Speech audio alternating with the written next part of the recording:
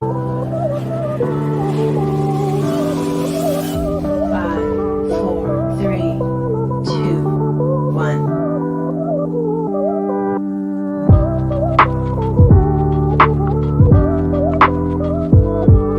Good evening, everyone. This is Mick Ruby from MUFC Realist TV, your captain, your gaffer, the one and only that creates the show. Unfortunately, tonight I have some bad news. The bad news is that I cannot be in the show. Even like Captain Bruno, I played every single minute. But don't worry, because we have scintillating panel. It is Phil Standish show, and tonight, people, we are going to talk about the warm-up of the Premier League, looking ahead with Manchester United. We have scintillating guests. We have She-Devil Nick, Man U Nick in the house. You remember her? Woo!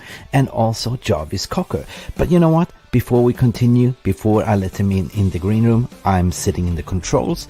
You know what to do? Smash the like, hit the like, because here we go, people. Let's do this. Are you ready to rumble? Go!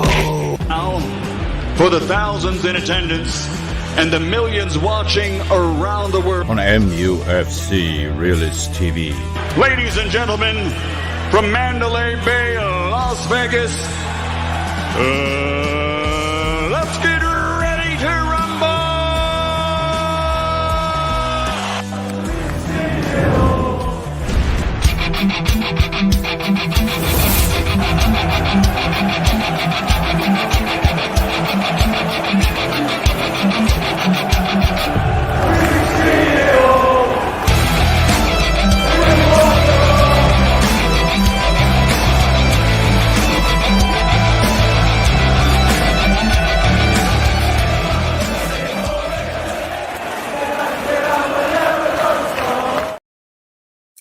Good evening, everybody. Thank you so much for joining. It's great to see so many of you already sat chatting away in the room.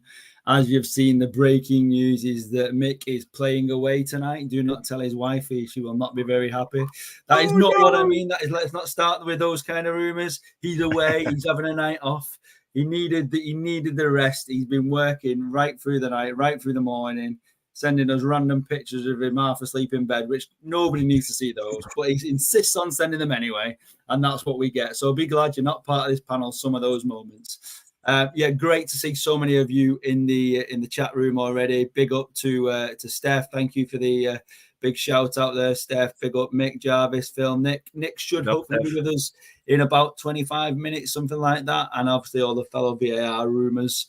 Not rumors, yeah, it's all true, it's not rumors. Finally found out what FFP stands for, Fred Fenerbahce player. Wow, yes. Yeah. Moving us swiftly on, very smooth introduction there with that, Steph. We're going to move over to Jarvis with any news of the day. What news have you heard of the day, Jarvis? Oh, the big news is Fred, obviously, as you mentioned, with Fred and Fenerbahce. The transfer sum not big enough, 10 plus 5, but, I'll take it. I take it in exchange of Amrabat. No problem for me. So, knock, knock. I hear we have someone coming in the door. Let's see. Well... Ooh. It's What's up, guys? Good evening. How you doing? Oh, I'm happy. It's the Fred farewell party. I can't do any better. I mean, this is an amazing time. I mean, it's a new leaf. It's going to be a brand new Man United. I'm excited, guys, for this season to start. Oh, we were literally in the middle of just breaking the news that or sharing the news at least that Fred is going to Fenerbahce for the rumoured 15 million. I know it doesn't sound a lot when you think of what we paid for him, and everyone said at the time we overpaid. And I think part of the problem was he was playing so well at his previous club in that attacking midfielder role. It was expected it would just carry on at United. And don't forget, obviously, when we signed him, there was other clubs rumoured to be interested in him, like City and other clubs like that. So it wasn't just a whim where we just go out and try and get someone like Alexis Sanchez to stop other clubs getting him. It was somebody we wanted at the time. It's just one of those players. He just never found his best position. I think he's had that many different managers trying him in different things. How many times have you heard pundits saying what is his best position? No one could ever find it for him. And I think it's a shame, really. I think it's, to me, last season was one of his better seasons. He was finding himself in attacking positions again, where he was able to get on the goal in the goals, amongst the goals. He still sometimes couldn't hit a barn door. When he scored, he was the most shot person in the stadium, and I think that was part of the problem. We need someone who's consistent. So, and obviously it is only 15 million, but it's off the wage bill. And as Jarvis has just alluded to, it gives us a chance of being the likes of Amrabat in. And also we've seen as well that the number 17 shirt has been given to our newest signing, Rasmus Haaland. Yes, that's incredible. That's huge. I like it. Goal I like machine. it. Yes, No pressure. No pressure, yeah. Rasmus. No pressure. No pressure. 17 goals, maybe. That's all. Yeah, if he scores 1 goal for every number on his shirt, that'd be great. But we should have given him number 99 then, shouldn't we? Yeah. Right. So what do we expect from Haaland this season? Do we expect him to go nuts and score 20 goals, or do we expect him to do better or worse? I think for myself, I mean, I've only seen the highlights that most people have seen. You've seen the best bits of him and stuff, and you read the stats that he scored 9 goals last season. But when you realise it's 9 in 20, and he provided about 5 or 6 assists as well, he's actually a goal contribution nearly every game, something like that. And when we spoke on other shows about his versatility, his movement within the box, the way he can lose a defender and sniff out that pass, that cross that's coming in. When you look how many opportunities we had last season where the ball was whipped in from Shaw, I know it wasn't coming in from the right very often, but it was coming in, and Antony started to cut him in a bit more. I just feel that even in pre-season, we've still seen it again. Balls coming into the box, no one on the end of it, no one getting in those positions. So I'm hoping for myself that is what he's going to bring to his game. He's going to bring that to the team where he'll be getting it on the end and hopefully getting us many goals. Yeah, I see George Bessie says he's getting a Ruud van Nistelrooy vibe from this lad. No pressure then. We can hope. Ruud van Nistelrooy, he was one. Is that because he was injured when he arrived? Is that the connection? Yeah, and we see Book says if Haaland get 10 goals, that's more than Martial plus Weghorst got together last season. Very good. Absolute true box. It's a good point. I mean, everyone's still clinging on the fact that, and I stand by it myself. Martial, we've seen when he's at his best, he can be that player who gets in those positions that we're looking for. But he's injured so often. It takes match time to get into your sort of rhythm and get in to sniff them out in the box and stuff like that. But if you're not getting match time because you're always injured, then there's not much hope for you, is there? Let's be honest. So, yeah, at the end of the day, I think he's going to certainly be number 2 or 3 when you see what happens to Pellistri and that's the likes of him. He's played really well in pre-season on the left and the right and made a big difference. So, when we're hearing that Martial's injured beginning of season, he's been out all pre-season and everything, it's not looking good. 10 to 15 goals would be good for his first season. Do you know what? I just want to see, the rumour is he's not starting for about, is it 4 or 5 games, something like that? Yes. Because of his September 3rd, back injury. And to me, if he gets a goal in his first goal or an assist, I think that's really important because a lot of strikers, they feel that when they first come to a club, they've just got to get a goal. Well, to me, they've got to help with a goal, make the movement. So if they run to the left and drag 2 players with them and Rashford comes in and tucks it in, that's all part of the contribution. And that's what fans need to see. Because if he's moving players out of the way, others might get in there. As long as we're scoring the goals by him being in the team, I don't care where they come from, if I'm honest. To add on to that, Phil, like I gotta bring back the integration of Darwin Núñez and Erling Haaland to that respective teams. We saw how Erling Haaland was plug and play, but Darwin Núñez had moments where sometimes his mind was working faster than because they actually, I think the first 2 or 3 match days they both got like goals or something like that, and then they were almost not too far from each other, and then Darwin Núñez got the red card because he had there was was just the mental block of just like, oh, I gotta keep pace, keep up with Haaland. Yeah. Right. So if he has the mindset that you're describing, and hopefully of just being like, even if I come in and get double-digit assists, that should be, you know what I mean? That should be the mentality that he has. So I'm expecting, obviously anything that's like about 15 goals in all competitions would not be a bad start, honestly. I'd want him to have more than that, obviously, but that's just my expectations for Rasmus Haaland. Yeah, the thing is, what can we expect? He didn't deliver that much when he played in Atalanta, and he's young, still learning the game, and I think this season will be a steep learning curve for him. He needs to develop really fast to get up with the pace of the Premier League, and of course, there's competition. We have Martial, we have Rashford, so he has to fight for his place, even though he's the only striker at the team at the moment, as it seems. But I'm very and Phil, you mentioned how he involves himself in the build-up, and I have seen the heat maps of Haaland, and he always goes down on the right side in the right channel, and that's like Bruno's space. So this year I expect Bruno to go more in behind and be a lot more in the finishing position. So maybe we will see more goals from Bruno this year, also because of Haaland. I think we're having Mount. Go on, sorry, Pappy. Yeah. No, I was really agreeing with what Jarvis just said. Having Bruno in a little bit more advanced positions and closer to the box and in the box sometimes is going to be really, really it's going to be one of those seasons where I feel like Rasmus Haaland, his the way he moves and the chemistry, the potential of the chemistry that they can build together is exciting for me, and it would be one of those things where we have like the Mason Mounts and the Brunos getting scoring opportunities a lot more than we had actually anticipated. Mm-hmm. I got a special message from my ear as we speak. I think it's from the boss himself. Oh, here it is. He says, "Please, Warren, help me. I'm you can read it, Phil.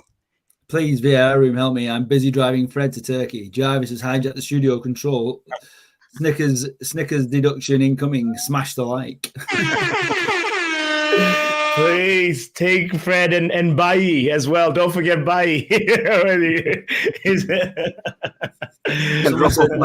Driving Maguire to London.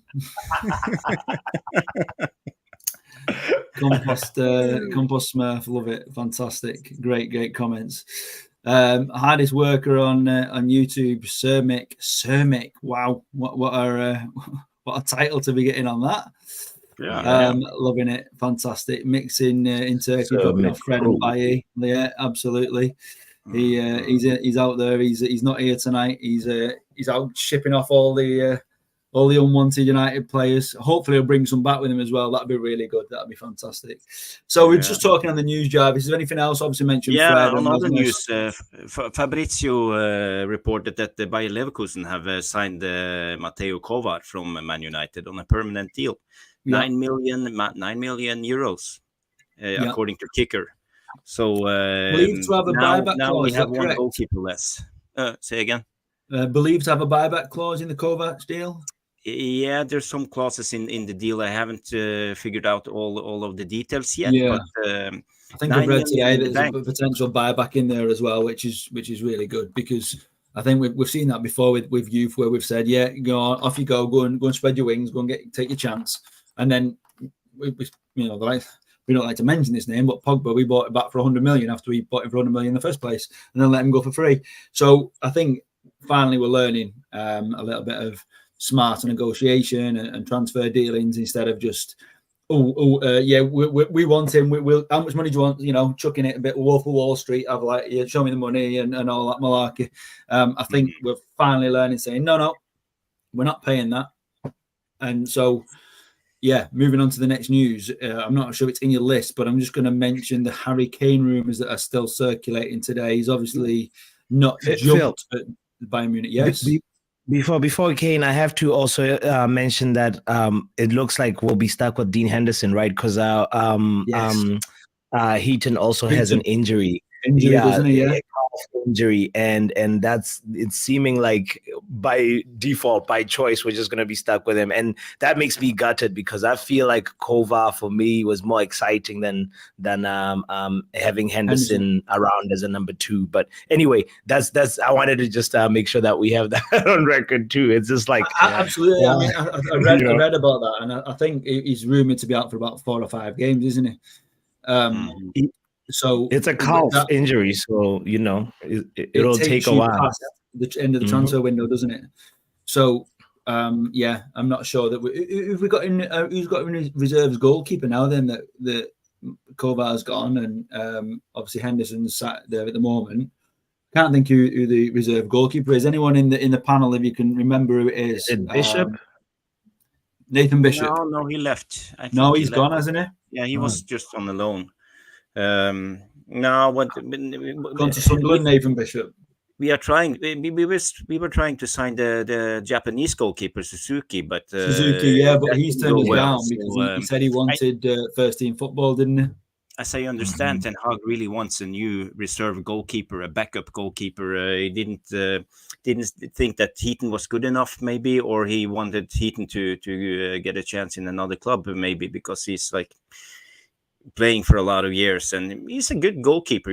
I'll take Heaton as the number 2, but if he's injured, we have to keep Henderson. We can't stand there with one goalkeeper in 5 games. That will be a big risk. So we're just gonna keep him, but maybe we will have him sold in the January transfer window then.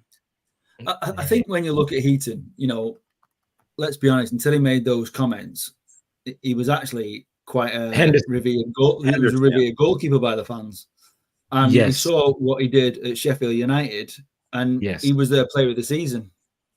Yes. So with the right defence in front of him, he's got goalkeeper abilities. What he needs to do is basically say, sorry, fans, I shouldn't have done that. I've messed up. Let me prove myself to you between the sticks. And if he gets his chance, take it. And it's those comments that's cost him. And Phil, there is an opportunity for him to mend it. Yeah, all he has to do is provide like good performances. 6 good performances, get us to a cup final. We're forgiving as a fan base. Absolutely, we've shown that before. We've shown that with many players. But I just think that obviously if we're gonna. He is sat there. Is he number 2 or is he number 3? Behind Heaton. As Box pointed out, it is VTech. Thank you. And Charles Rapendo also said it's VTech reserves. Thank you. Absolutely. So I just wanted to touch quickly because we could. Actually, talking about goalkeepers, one more I just wanted to mention. David De Gea. Yes. Rumored to be linked to Real Madrid for free. Apparently, they've thrown the fax machine away and just dragged him there themselves. But then I read later on this evening that they're looking at someone called Bono. I thought he was in a band, but I don't know. So, I don't know what's happened. What do you think's happened? Anybody heard the latest on De Gea? Is it likely that he is going to end up at Madrid, or is he being messed around? Is it likely he could go back to Atletico on a free, or? What's the rumours? Nothing at the moment. Because we could get him back on a free. That'd be brilliant, wouldn't it? I don't think he'd want to come back. Not at all. I mean, to be fair, he didn't get slated when he left. He didn't seem to get too slated by the fan base. It was just like, thank you, good luck. Because I think at the end of the day, they appreciate what he did bring. Getting player of the season, a goalkeeper getting player of the season for 3 years is unheard of. So we know what he did great, but he just didn't develop with this style of the game, the way that the game's going. So it's a shame, but we move on and we are building something fantastic. Speaking of looking at fantastic, I want to ask you what your thoughts are on the pre-season that we've seen so far. I'll go to you first, Pappy. Tell me what you think. Generally, just a quick summary because there's a lot to get through tonight. We don't want to keep everyone for 3-4 hours. Mick, even though he's not here, I'm sure he's watching with one eye open and a matchstick in the other. So let's make sure, Mick. Hi, good evening. We know you're out there observing, seeing how we're doing. But But yeah, what do you think, Pappy? What do you think of the pre-season that you've seen? But and we understand that obviously pre-season is warm up at the end of the day. It's getting ready, isn't it?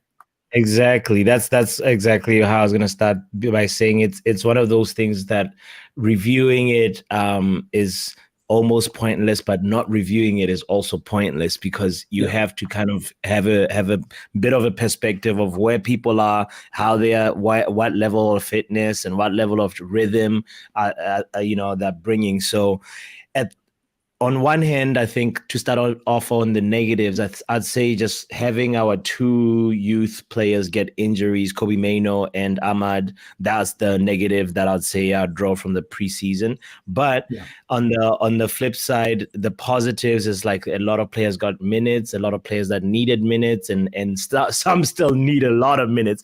And I'd say the sharpest knife looks like Garnacho, which is really good and promising because that's what you had wanted for him.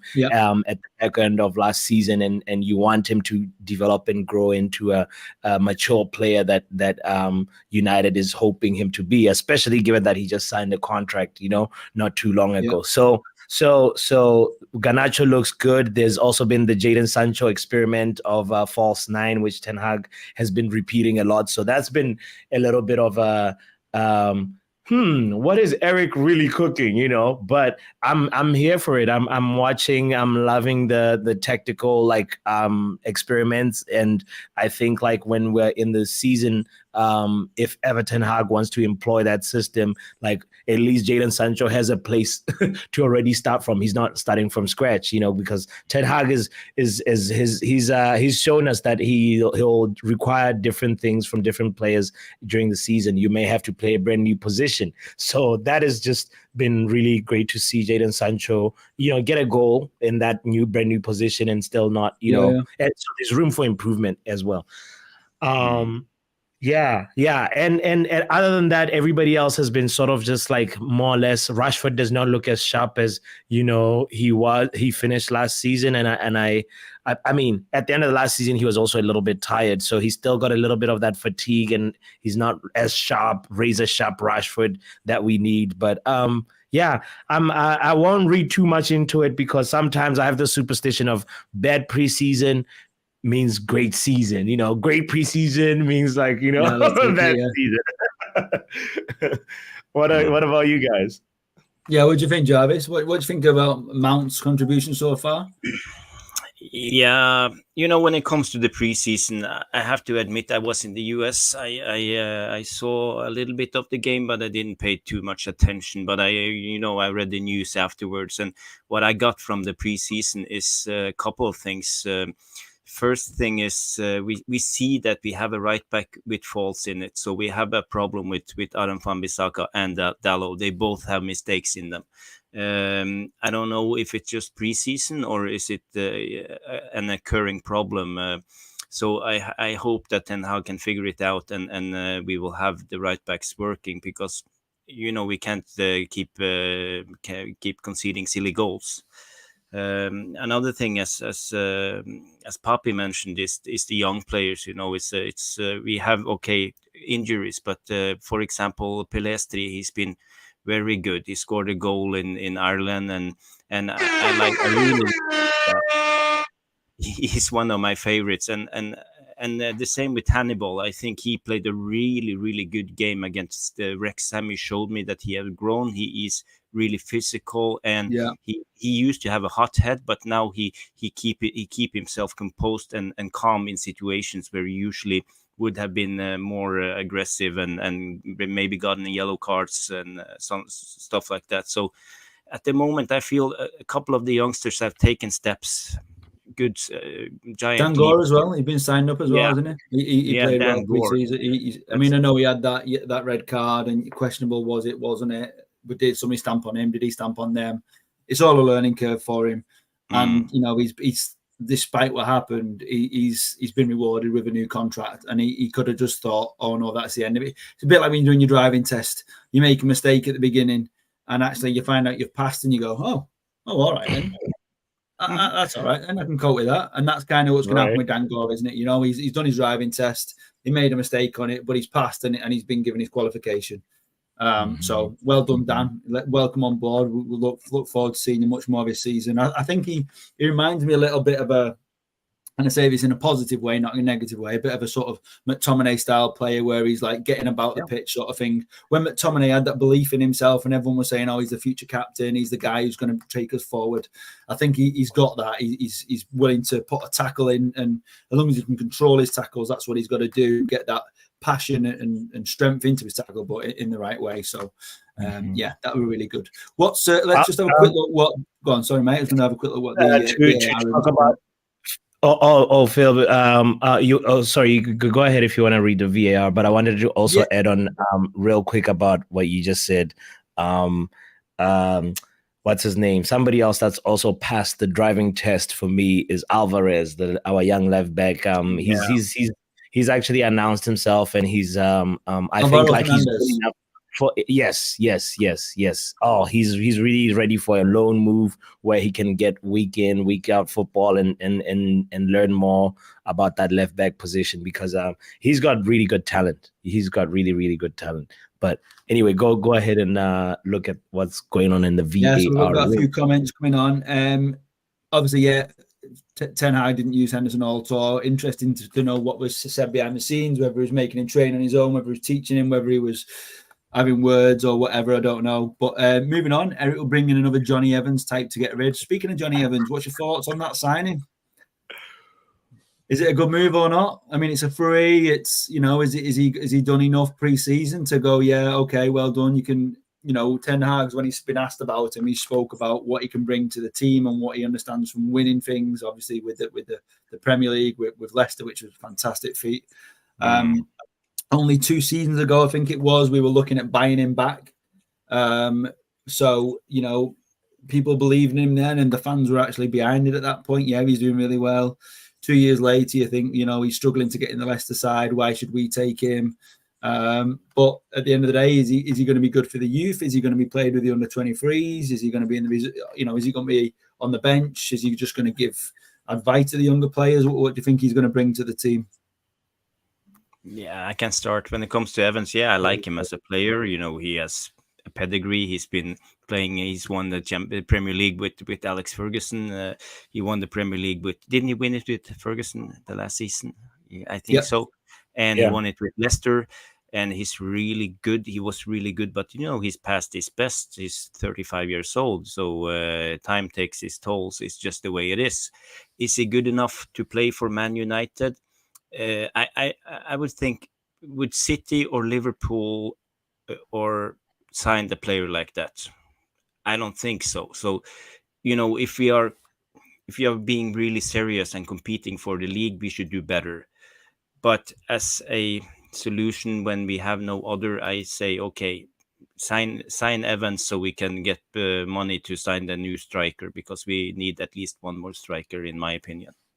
Yeah, I agree. I think if we get another striker, it'll take the pressure off Haaland, simply on the fact that everyone's kind of waiting now for this to get all this injury to come in and perform miracles. And I think the fact that he's actually injured is actually a bit of a negative. It could be seen as a negative because people are expecting it, or it could be a very, very smart move by Ten Hag, because actually we'll see the season start, and providing we're scoring goals, providing we do score goals, then we can gradually bring him in.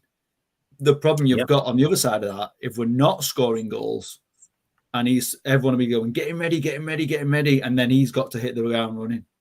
Pressure will then be on him in a different kind of way. So, let's. I see John Johnson says Evans will be great for the dressing room, and that's true.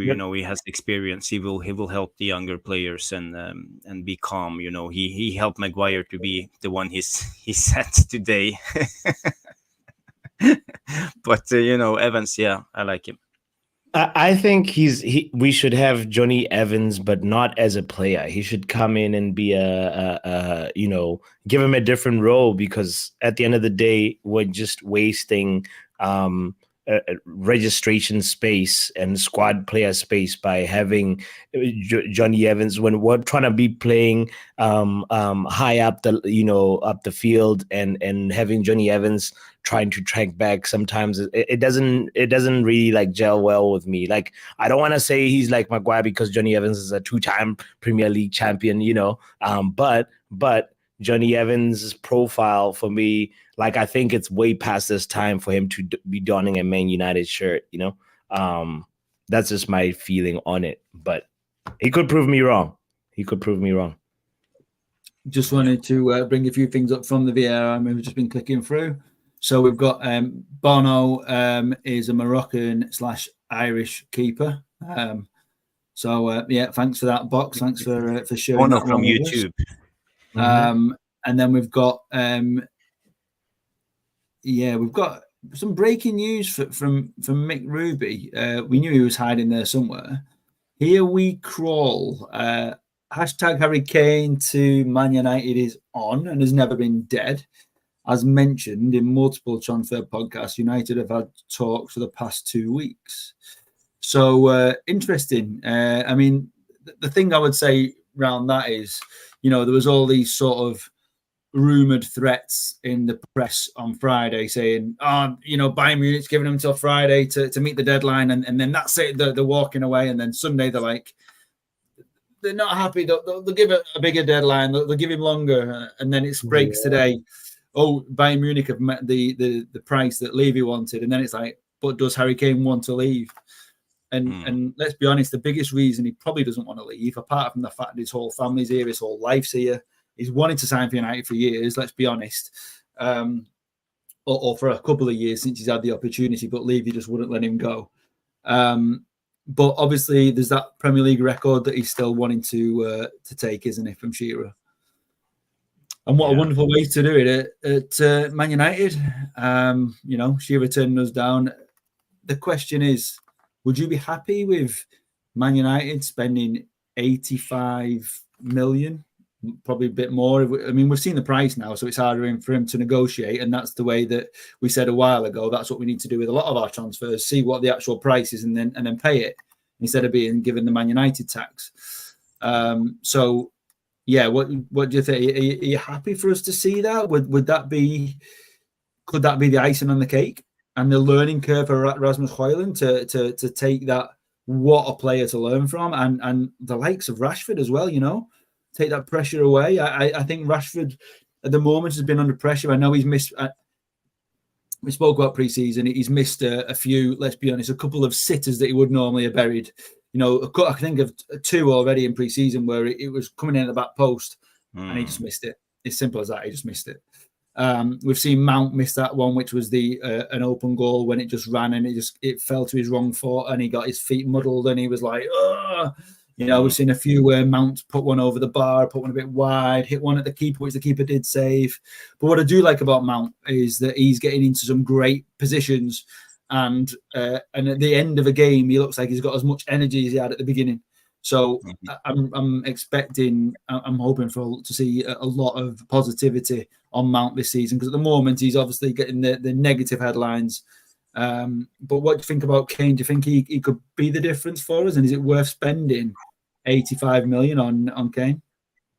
Man, an opportunity to go for Kane is a golden opportunity. That's an opportunity that doesn't come every single time. So right now we're talking about the guy who knows how to finish dinner. And we have the biggest chef in the Premier League, or one of the biggest chefs in the Premier League, in Bruno Fernandes. And then we just got in the biggest chef that Chelsea had. So these guys are going to be serving Harry Kane. If at all we had the opportunity to put Harry Kane into our squad, we have to be challenging for the title. There's no if, buts, or maybes. We are a dark horse in the Champions League.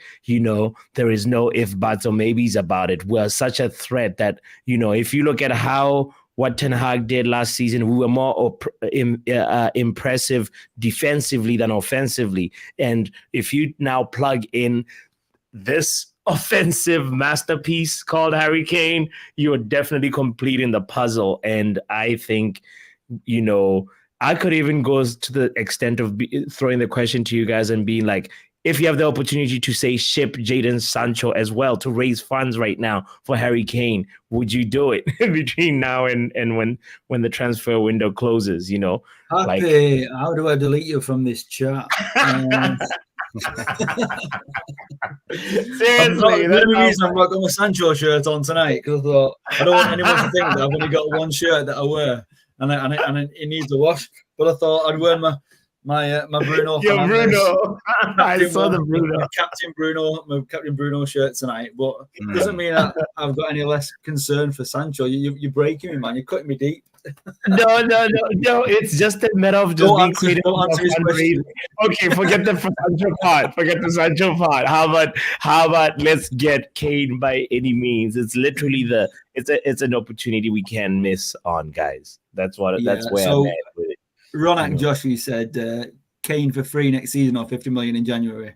I know in principle that sounds great, but actually I don't think Kane wants that. I think he needs to know before he starts the season. He appears to be loyal to a club. Obviously, he's given a lot to Spurs.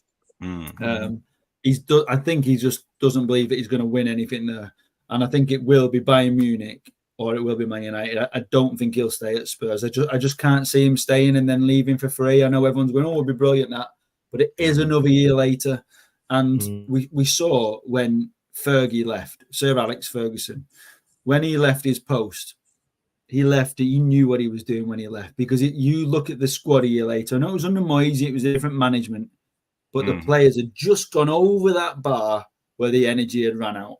They were hitting 30s and stuff like that. And Kane is getting to that point now where we're just going, what happens the year after? Look at Ronaldo. He came back to the Premier League. Everyone was like, yeah, we've got Ronaldo, we're going to win the league. He just didn't have the legs that he had a year previous or 2 years previous. And we know that Kane can still do it, and I think he can do it for next season. But it's 85 million. You've got to win. You've got to win big things with Kane if you're going for that sort of move. But the thing is, are we ready for a player like Kane at the moment? Because do you know what? I think the reason I think we are is because when you look, even pre-season again, or the whole of last season, the whole of pre-season this year, we are great at creating chances. But what we're doing now in pre-season, we're creating them early on in the game, which we weren't doing at all. Other teams are doing that against us, but now we are creating chances from the off third, fourth, fifth minute. We've had 2 or 3 clear chances. We're not taking them, but we're creating them. And with a Kane sniffing those out, I think would be, imagine being up 2-0 in the first 5 minutes or first 10 minutes. Unheard of for United for years.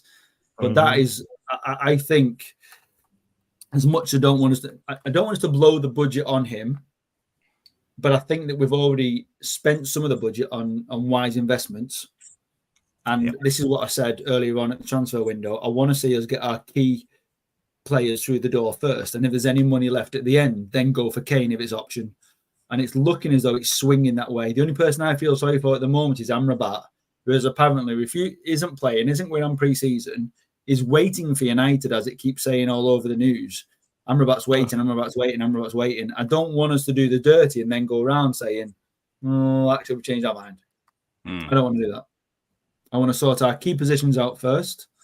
And if we've got the money, or we can do it at the same time, if we've got the ability to do 2 deals at once, then let's go for it. Do you think, Jarvis, we should put the money in on Kane? I'm not a big fan of aging strikers, even with a good pedigree. We have tried it so many times. We tried with Zlatan, we tried with Alexis Sanchez, we tried with Ronaldo, we tried with Cavani. So we have been doing this for so many years. So my PTSD tells me no. But when it comes to Kane and how he will fit our team, I think he will be the missing piece of the puzzle, and he will make the picture perfect.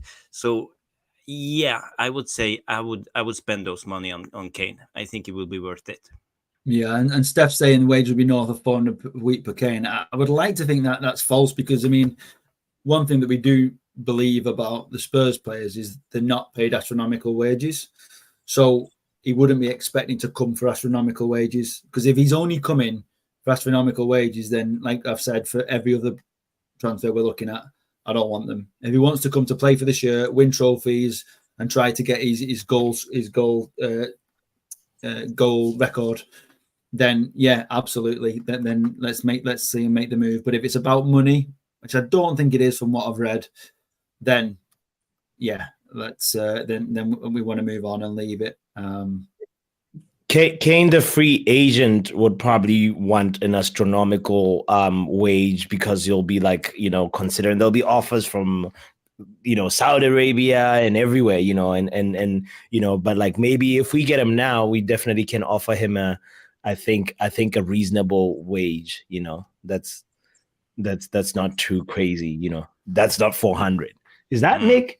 Is that we Mick? have got somebody? No, Mick's trying to invite himself in. How do you turn him off? Remove. Yeah. Listen, Yes, Mick. I'm driving Uber taxi, driving Harry Maguire to the airport, and I'm driving fucking what's his name to Fenerbahce. I'm very, very busy. Right, Mick, are you staying or are you going? We need to understand what's going on, because we have somebody else waiting in the back room. Yes, waiting to join us, and I don't think 5's going to fit on the screen. So you need to decide what you're doing here, mate. No, I just want to say clarification regarding Harry Kane. Yes, as what I was saying. Latest what I heard from today, and what I said in previous podcasts, that United had been operating in the background. They always been monitoring the situation.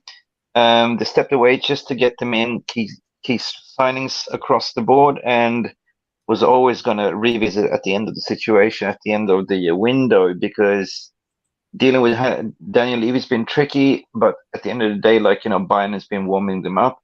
The general consent and feeling from what I heard today, that he doesn't want to go to Bayern. He looks like, in that case, to run down his contract. At the end of the day, what matters here is he holds the power. There is nothing Daniel Levy can do. He holds the power, and they can't force him to sign a new contract. Why can't Daniel Levy? Why has he got no No, power? he's in a very precious situation. He doesn't want to sell to any Premier League club, but it's all down to Harry Kane what he wants to do.